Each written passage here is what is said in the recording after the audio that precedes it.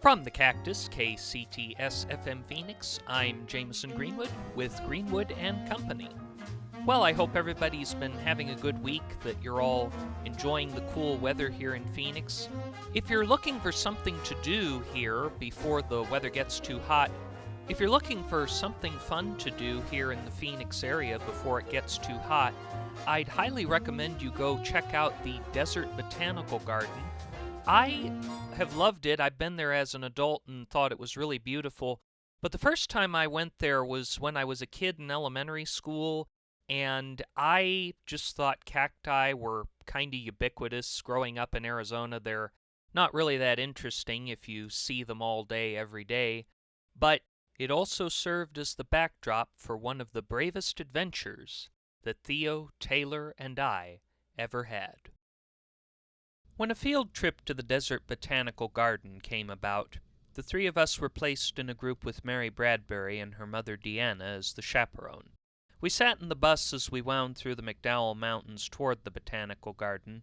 Mary and Taylor sat in one bank of seats conversing.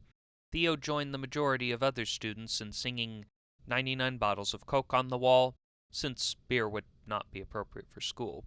I was sitting next to Theo, but I did not engage in any of the 99 bottles business, instead staring out the window at the McDowell Mountains in deep thought.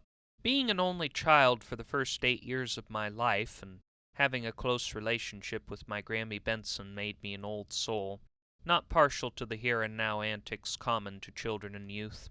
Sure, I watched Arthur, The Simpsons, and Disney movies, but I fantasized about watching Jeopardy and Lawrence Welk whilst sipping hot tea from the comfort of a mocha-toned lazy boy. There were Matchbox cars and Richard Scarry books in my bedroom, along with my teddy bear Snickerdoodle, but most kids I knew didn't have a Magnavox portable record changer and a stack of Rat Pack LPs on their desk, nor a framed advertisement for the 1987 Lincoln Town Car hanging on their wall.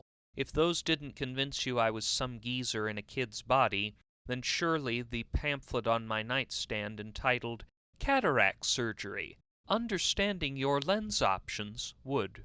That's not to mention the time I was late to a classmate's birthday party at Chuck E. Cheese because I was on the phone trying to get signed up for Life Alert.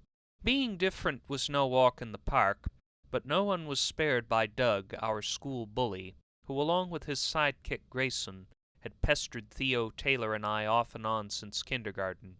From the time he pushed Theo in the mud during recess, stealing craypaws from Taylor during art class, or pouring water on a model I built of a Hopi Pueblo for a Native American research project, he wound up in lunch detention a couple times a week, year after year, but no amount of threats and lecturing from the meanest razor blade of a school teacher seemed to change his attitude.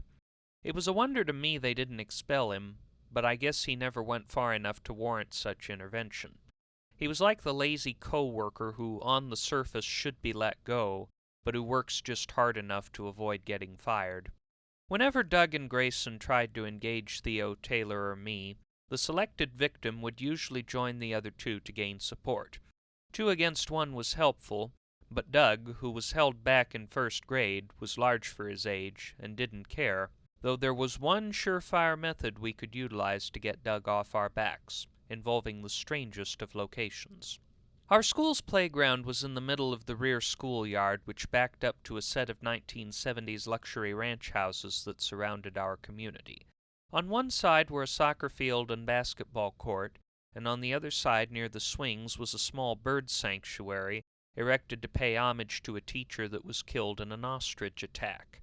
The sanctuary was crowned by a pair of tall eucalyptus trees and a silk oak like one my Grammy Benson had, along with a number of flowering plants which attracted not only birds, but a fair number of bees.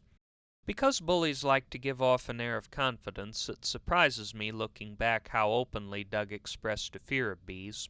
One afternoon in second grade, Theo, Taylor, and I were reenacting a scene from The Emperor's New Groove, at which point Doug began teasing us for watching Disney movies. However, when we got to just this side of the bird sanctuary, a trio of bees could be heard flying between various flowers, and when Doug heard this, he turned away and stopped bothering us. Upon this observation, we tended to gravitate that way for the next few weeks before we lost interest and went back to the playground. But eventually, he again started pestering us for watching Disney movies, being good students, or just not being like him. Because of his behavior, Doug missed out on many of the school field trips, though it may have been because he never gave the permission slips to his parents or guardian or welfare leech or whoever it was he lived with, I was never sure. This ended up giving us a sigh of relief, so it was quite a disappointment to Theo, Taylor, and I when we discovered he would be attending our field trip to the Desert Botanical Garden. "That's the first field trip he's been on since first grade," Taylor whispered to me. "I bet he got the principal to sign his permission slip," said Theo. "Theo, can you really be that dumb?" Taylor said. "Mr. Rivers would never sign Doug's permission form." "Well," Theo proclaimed, "he loves punishing children. Maybe he's using Doug to punish us." "Well, let's just not give Doug any attention," I said. Considering the spiky cactus plants that were blooming all over the botanical garden, if someone shoved someone else, it could also prove an emergency. The teddy bear cholla is not soft and cuddly despite its name, and if someone wound up in it, it would send whoever wound up in its sharp, pointy embrace to the emergency room. The Desert Botanical Garden was a series of walkways displaying a number of different types of cactus that grew in the Sonoran Desert, from the mighty saguaros and the prickly pears seen in spaghetti westerns, to the more obscure cholla, ocotillo, and organ pipe cactus that most people beyond the Southwest are unfamiliar with. As we traveled along the walkways to take in the beauty of the desert succulents, many of the adults, most of whom had not grown up in the desert Southwest, found them fascinating, but we kids had seen these succulents on every street corner and decorating the gravel in people's front yards our entire lives. It was like pointing to a kid in San Diego how amazing the ocean is, or to a kid in Alaska how amazing the polar bears are. Nothing was that impressive to us, but because the teachers wanted us to be impressed, they took us to the botanical garden. We still had to fill in worksheets describing the plants we observed and go to a lecture hall to watch a film about how saguaros form a boot in their stalks to serve as a nest for woodpeckers. We had been taught some version of this phenomenon every year going back to kindergarten, but it seemed that we had to hear it over and over given how impressive our transplant teachers found it. And speaking of things that get very boring when you've seen or heard them dozens of times before, we have to take a short break, but when we come back, I'll work to alleviate the boredom I inadvertently spread to you.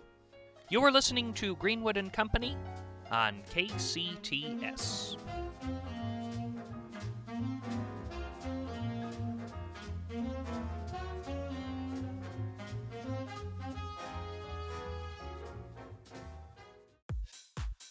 Reaching new heights, changing for the better, being the best you can possibly be.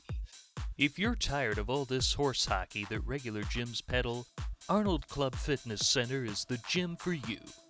If the girl you dream about is on the elliptical or lifting an accident-inducing pair of hand weights, don't be afraid to go up and talk to her.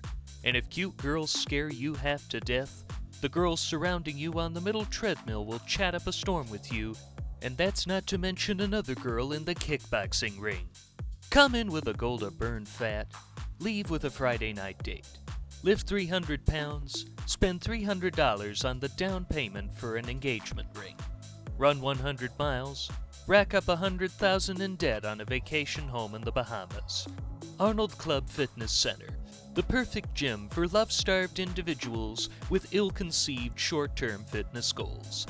As little as $15 a month, 7 valley-wide locations. Consult a cognitive behavioral therapist or a psychic prior to signing up. Not responsible for any injuries or harassment charges you may incur. And welcome back. You are listening to Greenwood and Company on the Cactus, KCTS. Now, when we left off, we were discussing how boring succulent plants can be. Ironic, considering we're on a station named after them. We were discussing, anyhow, how boring succulent plants can be to people that grew up in the Sonoran Desert. Like most of my peers, I found it very hard to focus on the beauty of the green succulents. Then Mary pointed to a set of prickly pears. "There's one with its fruit ripe, Jimmy," she exclaimed. "I hear they make jelly out of prickly pears." "I think you can buy it in the gift shop," added her mother Deanna. "We're not allowed in the gift shop, though," Theo mentioned. "For some reason, the teachers really want an excuse to punish us, so they won't let us in the gift shop." Taylor rolled her eyes. "Theo, how many times do we have to tell you they're worried we'll break something? Just think if Doug and Grayson got in there, they'd break everything and then they'd blame us for breaking it." "Oh, stinkpots," Theo exclaimed after a moment. Mrs. Bradbury gave him a firm look, and Theo apologized, and the three of us continued on. It was a long-running gag between Theo, Taylor, and I when it came to class field trips. Theo always got upset about not being allowed in the gift shop. Taylor would always explain why children were forbidden, and I would take the middle ground, acknowledging Taylor's recognition for rules, but still noting to Theo that some kids, like us, were good-hearted and would be very careful with the merchandise. I was about to jump in as per the dialogue when along came Doug and Grayson, strutting with smiles on their faces. "Hey, guys," Doug smiled. "Doug, where's your chaperone?" Taylor asked. "Ran to the bathroom, so I wandered off. Brought Grayson along when his chap wasn't looking. Pretty boring looking, all these stupid plants." "But Doug," Theo added, "isn't it amazing they don't need much water?" "Unlike you guys," Doug smirked. "But you need water, too," I replied. Doug did not seem to know how to respond to that. Then a sign caught his eye. "What's that sign say? Don't touch the plants?" "Well, let's find out why." "You should not touch that yucca, Doug," said Taylor. "And don't blame us for doing it," I added. "You tell him, Jimmy," Theo added. Doug reached over the wire barrier surrounding the yucca plants. "Doug, I don't think you should touch those, but the one who admonished him not to was not whom you would expect." "Doug," Grayson called again, "don't touch that yucca, there's a—" Doug gently touched a stalk of the yucca, then cut off Grayson. "Dude, you are my sidekick, not my equal. I tell you what to do, not the other way around. I won't break it." Doug was confident that no harm would come to him touching that yucca, but he failed to notice what Grayson saw. A bee was gathering nectar on a flower from the yucca's center stem. Theo, Taylor, and I caught sight of it soon after and realized why Grayson was getting after him. "Don't do it, Doug!" Grayson exclaimed. Doug turned around and whacked the yucca with brute force strength. The yucca vibrated, the stem in the middle vibrated, and the bee got knocked off, but found its wings and hovered over to Doug. "See, Grayson, there was nothing to worry about." He heard the bee buzz. "Oh, he exclaimed. The bee buzzed down to Doug and flew around in his face. He tried to shoo it away with his hand, but it landed on his finger and stung him, falling to the ground as its stinger detached from its abdomen. Doug's finger turned bright red and began to swell, and soon his whole hand swelled up, along with arm, his neck, and his face. "I can't breathe," he struggled to say. Now he knew why Doug was so alarmed by bees. He had an allergy to their stings, one that had just put his life in jeopardy. "We've got to help him," Taylor exclaimed. "But what do we do?" asked Grayson. "Dear Lord," Theo began. He was soon sobbing. "Please help us know what to do to save Doug." "Doug, let's have you sit down," I exclaimed, thinking we needed to get him where he wasn't standing. Doug said, then whacked the side pocket in his backpack. "Should we call 911? Grayson asked. "I'll get Mrs. Bradbury," Theo exclaimed. "She has a cell phone." Taylor and I stayed behind to help Doug. Doug exclaimed again, then hid his backpack with his hand. "We should probably get the stinger out of his finger," Grayson suggested. He then moved to grab it with his middle and index fingers, but Taylor stopped him. "Don't pinch it out, Grayson. If you pinch it, it'll squeeze more venom into his finger. We don't want to do that." Taylor took her pencil and brushed the stinger from the side. Doug exclaimed again, whacking his pocket with his other hand. "We'd better see what's in that pocket," I determined. I opened it up to find what Doug was trying to say, an EpiPen. "What's that?" Grayson asked. "It's to stop an allergic reaction," Taylor explained. "But how do we use it?" I asked. Doug exclaimed. I noticed the pictorial instructions showed a person stabbing it into the side of the person's hip. "Hit it hard," Taylor begged. I shoved it hard into Doug's hip. He moaned in agony, but all at once the redness and swelling disappeared from his face. Theo, Mary, and Mrs. Bradbury came running just as the swelling died down. Mrs. Bradbury was able to get some paramedics soon after, and Mary returned with her. They decided to take Doug to the hospital just to give him some observation, but he had one thing he wanted to say before they took him away. "You haven't seen the last of me." Indeed we hadn't. He would still continue to pester Theo, Taylor, and I after we had helped him. Proof that no good deed goes unpunished, but we figured we'd done the right thing. And when Pastor Rubio heard about it and used it as part of his sermon at church a few weeks later, we knew we'd done the right thing. But in the meantime, we had to go back to a boring task of looking at cactus we had seen millions of times before and writing about how incredible it actually was. You're listening to Greenwood and Company on KCTS.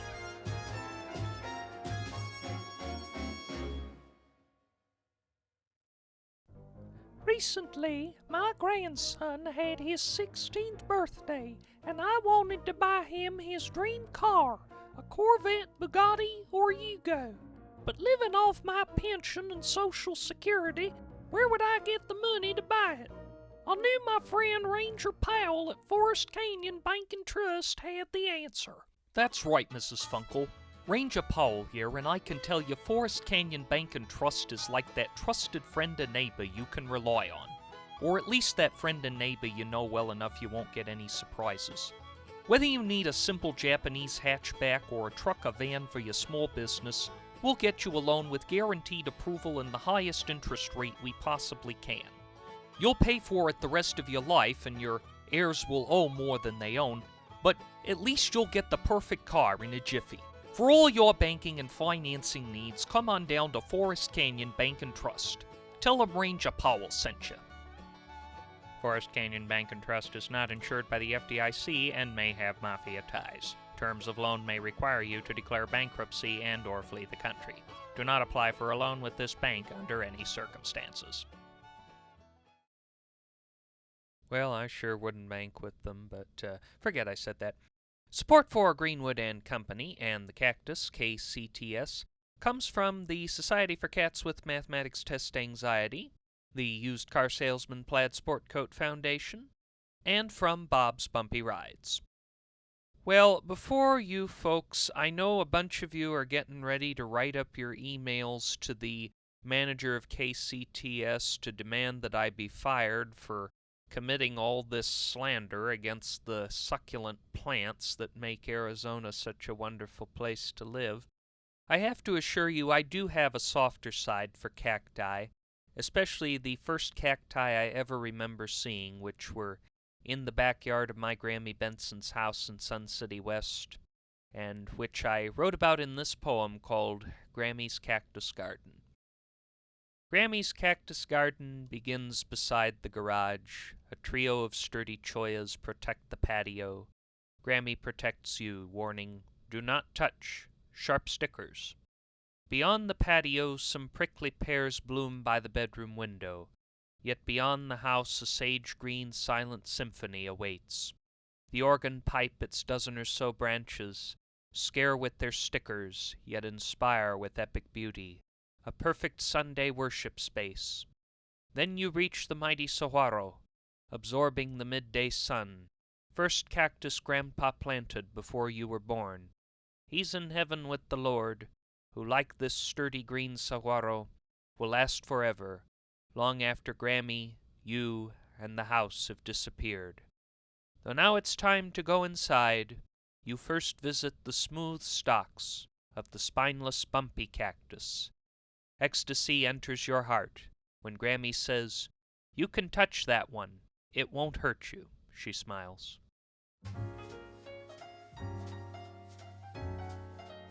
That brings an end to this week's Greenwood and Company. Our show was created and hosted by yours truly and was written by him along with James Salison and Minnesota Martinez. The engineer is Ivan Crosby. Jonas Andrews answers the phones even though we don't take calls on this program. The theme was composed by Martin Landstrom. and our costumes are provided by Grandma's Garage Thrift Shop. All the characters, settings, and situations depicted in this program, along with all advertised products, are entirely fictional, and any similarities to products, events, or persons, living or dead, is entirely coincidental. Also, KCTS is not an actual radio station. Be sure to visit our website at JamisonGreenwoodPodcast.com to learn more about Greenwood & Company, and make sure to follow us on the podcast platform of your choice and share with your friends on social media. Just a reminder to please be careful if you are going out on the 101, the 17, or Route 66 tonight. I'm Jamison Greenwood, and until we meet again, stay healthy, stay safe, and stay young at heart. Good night.